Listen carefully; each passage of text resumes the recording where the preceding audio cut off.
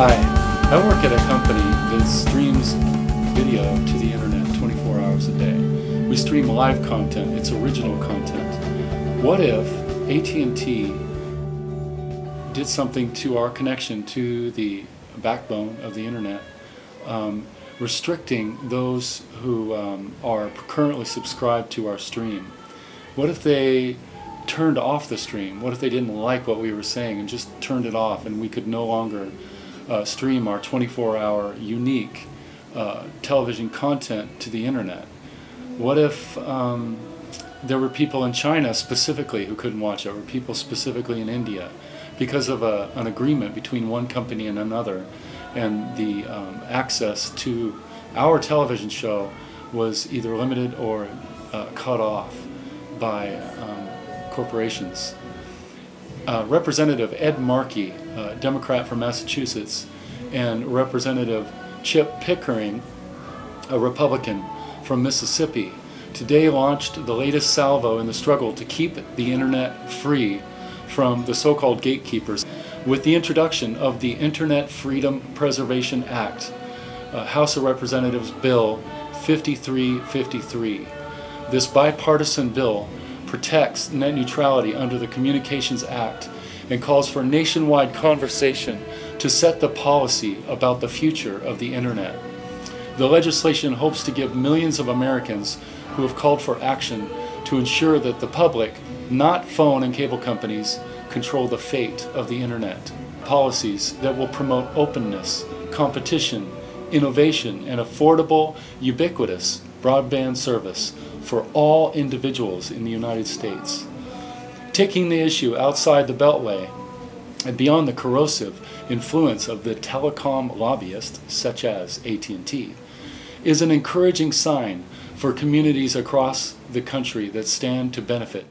The new bill requires the FCC to actively protect the free-flowing internet from gatekeepers, enforcing protections that guard against unreasonable discriminatory favoritism for or degradation of content.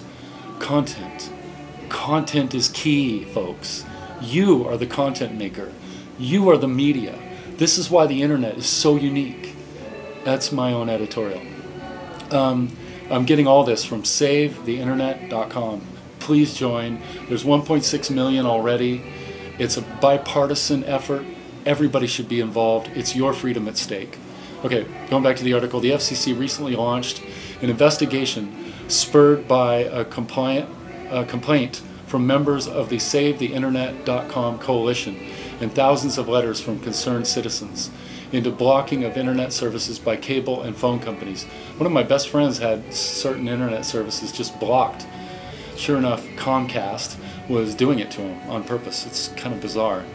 Americans need to ask themselves, what good is free speech if a handful of powerful corporations have the ability to shut off or slow viewpoints they find objectionable?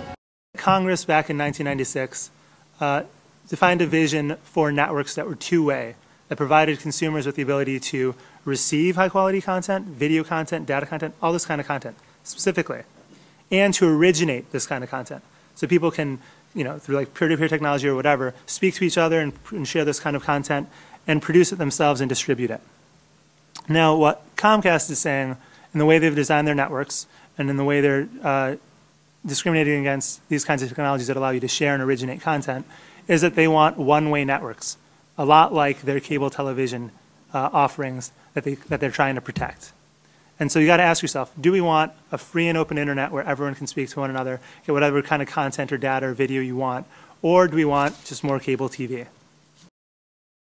Gamers, the majority of whom are in the coveted 18 to 45 age demographic, increasingly use the internet to communicate, mobilize, and play the increasingly complex games they enjoy, said Hal Halpin, president of the Entertainment Consumers Association. We look forward to participating in the discussion fostered by this important legislation. You gamers, listen up.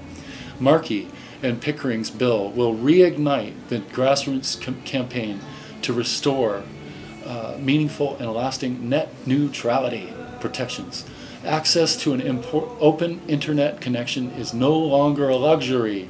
It is a right that should be afforded every American. Hear, hear, I agree.